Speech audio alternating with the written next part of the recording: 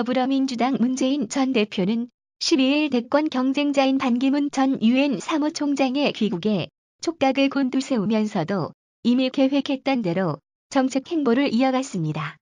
과도한 반응을 내놓을 경우 오히려 반 전 총장을 키워주는 일이 될 수 있는 만큼 정면 대결에 나서기보다는 자신의 페이스를 잃지 않고서 차분하게 추이를 살피겠다는 구상입니다. 그러면서도 물밑에서는 이후 반풍의 파괴력이 어느 정도일지, 제3지대론에 미치는 영향은 무엇일지에 대해 신경을 쏟는 모습도 감지됐습니다.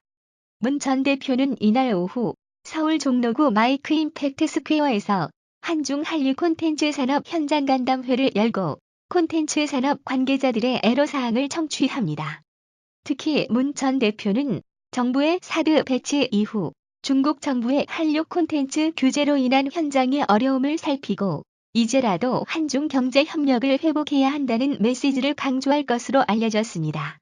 새해 들어 권력기관 개혁, 재벌개혁 분야 공약을 연이어 발표한 문 전 대표는 이번 간담회를 시작으로 이후 경제정책 분야에 대한 자신의 구상을 소개하는 데 집중할 예정입니다. 내주 싱크탱크인 국민성장과 함께 일자리 정책을 주제로 포럼을 진행하기로 했으며 이후에는 신성장 동력 등에 대한 구상을 밝히는 방안을 검토하고 있습니다. 문 전 대표 측에서는 이처럼 사회 각 분야에 대한 구체적인 청사진을 제시하는 것이 외국에 머무르다 입국한 반 전 총장에 비해 준비된 후보로서의 면모를 부각하고 안정감을 심어주는 데에도 효과적일 것으로 기대하고 있습니다.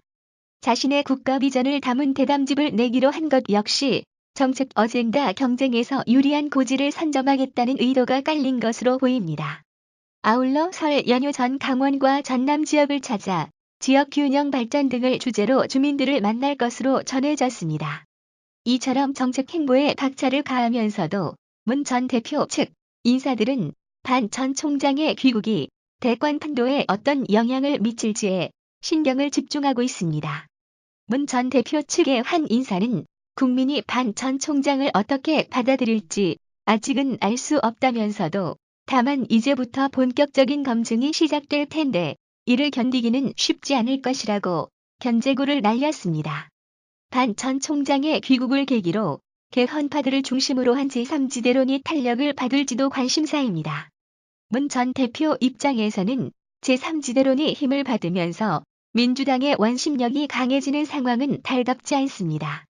이와 관련 문 전 대표 측 내에서도 제3지대론이 본격화하는 것을 경계해야 한다는 의견과 오히려 반 전 총장 귀국 전에 비해 불확실성이 없어지면서 대응하기가 쉬워진 것 아니냐는 의견이 동시에 나오고 있습니다.